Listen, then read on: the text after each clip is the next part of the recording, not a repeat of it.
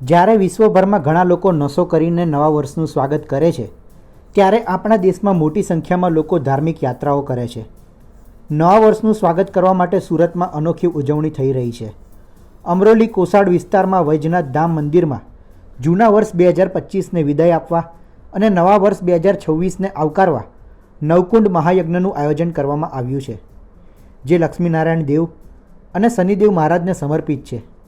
દરરોજ સવારે અને બપોરે મોટી સંખ્યામાં ભક્તો યજ્ઞમાં આહુતિ આપી રહ્યા છે.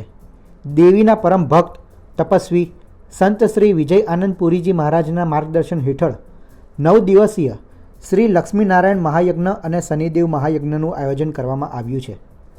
શ્રી શનિ હનુમાન મંદિર સેવા સમિતિ, વૈજનાથ મહાદેવ મંદિર અને ગુરુજીના ભક્તો આ મહાયજ્ઞમાં ભાગ લઈ રહ્યા છે.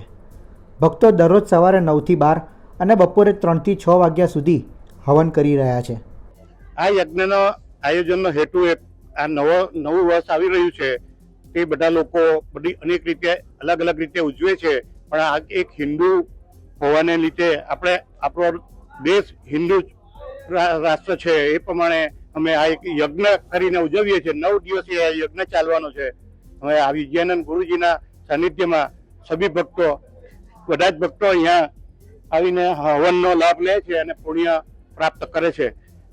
આ વિજયાનંદ ગુરુજીની અસીમ કૃપાથી આ યજ્ઞનું આયોજન થયું છે અને સૌને લાભ મળી રહ્યો છે.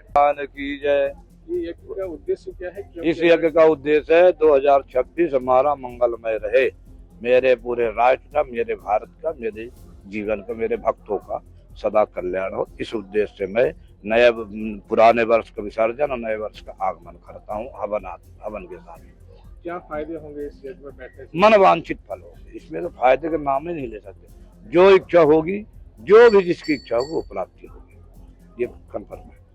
और सारे रोग दोष खत्म होंगे, किसी तरह घटना दुर्घटना नहीं घटेगी, ग्रहों का बाधा निवारण होगा, हमेशा घर में लक्ष्मी की प्राप्ति रहेगी, बच्चे पर सुख शांति रहेगी, शिक्षित रहेंगे, घर में पति पत्नी में सुख शांति रहेगी, राज्य देश का अच्छा कल्याण होगा, राज्य का वातावरण, राजनेताओं का बड़ा कल्याण होगा, देश का कल्याण होगा, सभी व्यापारियों का कल्याण होगा, सबका कल्याण होगा। क्योंकि नवकुंडी है अपनात्मक यज्ञ लक्ष्मी नारायण का है, क्योंकि भवसागर को पार करने वाले नारायण स्वयं है ना, इसलिए पालनहार ही है, तो पालनहार का जिसका यज्ञ होगा वो तो कल्याण करेंगे ही करेंगे। अनेक फल है। કોસાડ ગામના અગ્રણી રાજેન્દ્ર પટેલ અને વેદાંત ગ્રુપ દ્વારા નવા વર્ષ નિમિત્તે વૈજનાથ ધામ મંદિરના પ્રાંગણમાં મહાયજ્ઞનું આયોજન કરવામાં આવ્યું છે. 24 ડિસેમ્બરથી શરૂ થયેલો આ મહાયજ્ઞ નવા વર્ષના પ્રથમ દિવસ એટલે કે 1 જાન્યુઆરીએ પૂર્ણાહુતિ સાથે સમાપ્ત થશે. સુરતથી સંવાદદાતા સંજયસિંહ રાઠોડનો રિપોર્ટ, ગુજરાત તક.